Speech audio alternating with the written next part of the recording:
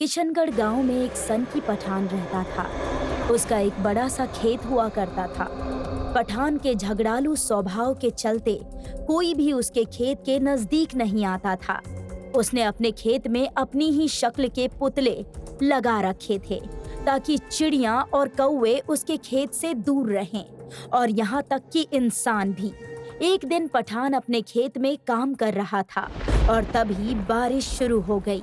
अचानक पठान के ऊपर बिजली गिरने से उसकी वहीं मौत हो गई। और एक रात सरजू किसान को काम से कहीं जाना था। इस कमबख्त बारिश को भी अभी आना था। एक तो बारिश, ऊपर से ये कीचड़ भरा रास्ता, बिजली भी चमक रही है।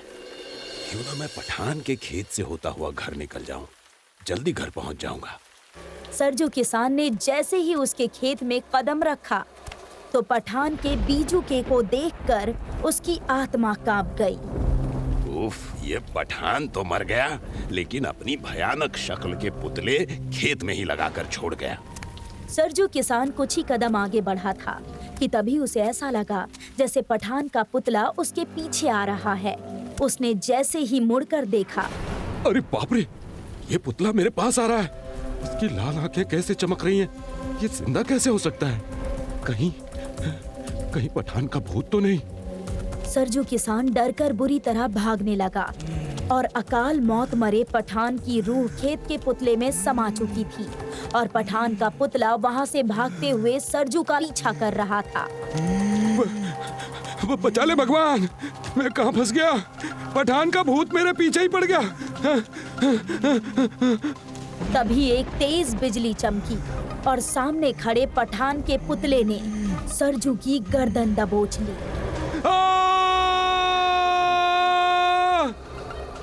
अगले दिन सरजू की लाश पठान के खेत में मिलने से पूरे गांव में दहशत फैल गई।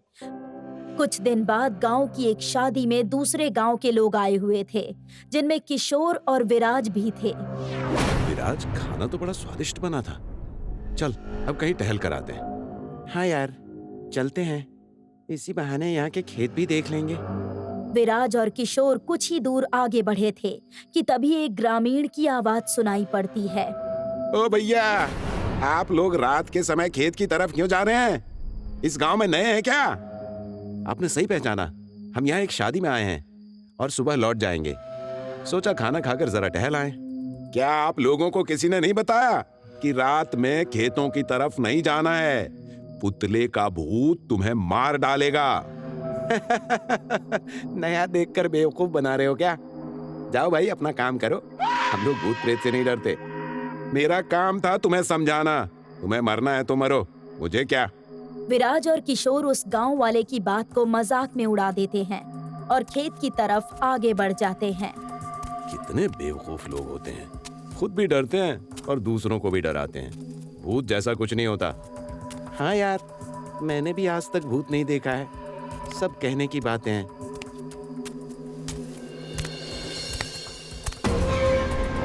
किशोर, मैंने अभी वहां कुछ देखा। क्या कहा? अब तू भी मुझे डराने की कोशिश करने लगा। नहीं यार, सच में मैंने देखा। कोई उस खेत से हमें ही घूर रहा था और उसकी लाल आंखें चमकती हुई दिख रही थी। लगता है तूने उस गांव वाले की बात को कुछ ज्यादा ही गंभीरता से ले लिया है। चल मेरे साथ देखते हैं कौन सा भूत है।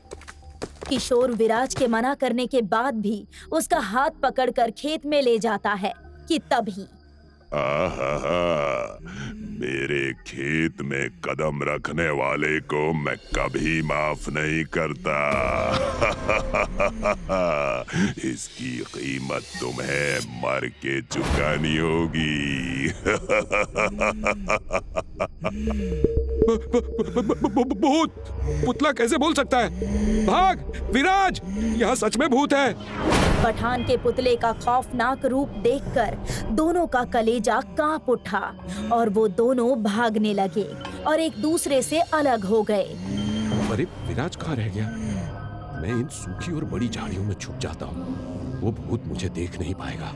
तभी किशोर को सूखी झाड़ियों पर चलने की आहट अपने करीब आती सुनाई देती है। ये किसके कदमों की आहट है जो मेरे पास आ रहा है? जरूर विराज होगा। जैसे ही किशोर ने झाड़ियों से झांक कर देखा, पठान का खौफनाक पुतला सामने खड़ा हुआ था।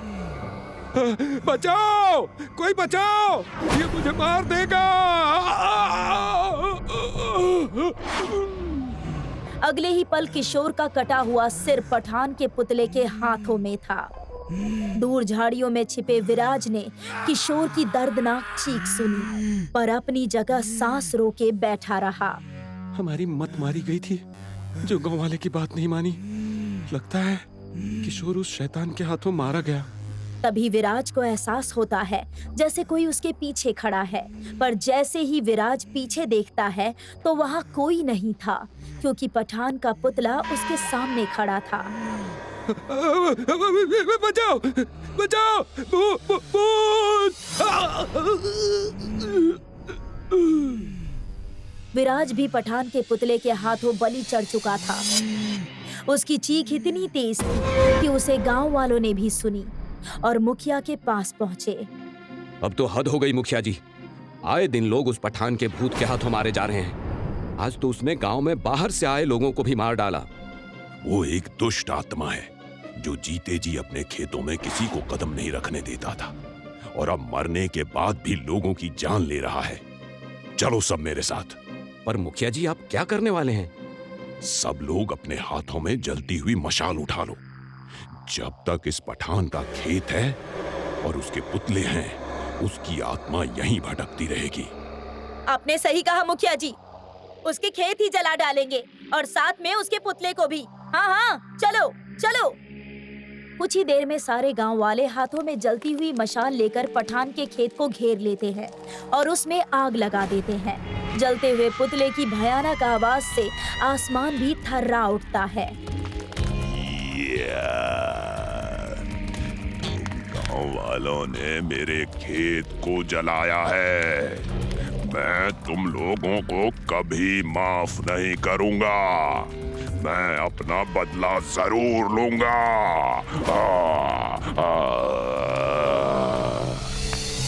गांव वाले पठान के खेत जल जाने और उसके भूत से मुक्त होकर खुश हो रहे थे, पर एक दिन रात के समय मुखिया के घर दस्तक होती है। अरे इतनी रात गए, अब कौन आ गया? मुखिया ने दरवाजा खोला तो सामने विराज खड़ा था, जो मर चुका था। मगर मुखिया विराज को नहीं जानता था। उसने मरे हुए लड़कों की शक्ल नहीं देखी थी। नमस्ते मुखिया जी। तुम कौन हो भाई? मैंने तुम्हें पहचाना नहीं। मैं पास के गांव से आया हूँ। मेरे सेठ जी खेत खरीदना चाहते हैं और आपसे मिलना चाहते हैं। वो तो दिन में भी देख सकते हैं, पर रात में ही क्यों? दरअसल हमारे सेठ जी इस गांव से गुजर रहे थे, तो उन्होंने सोचा आपसे बात करते चलें। कहाँ हैं तुम्हारे सेठ जी? वहाँ खेत के पास आपका इंतजार कर रहे हैं। मुखिया विराज के साथ खेत के पास चला गया। कहाँ हैं तुम्हारे सेठ जी? यहाँ तो कोई भी नहीं दिख रहा। अरे वो तो खड़े हैं आपके पीछे। जैसे ही मुखिया अपने पीछे पलटकर देखता है तो उसके होश उड़ गए, क्योंकि उसके पीछे किशोर और सरजू किसान के साथ पठान का पुतला सुलगती आंखें लिए खड़े थे। सरजू किसान, तू तो मर चुका था, और ये पुतला कहाँ से आ गया?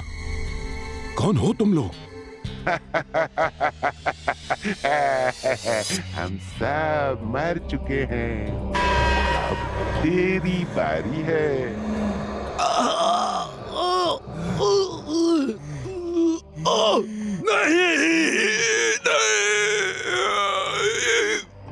और मुखिया की दिल दहला देने वाली चीख चारों ओर गूंज गई।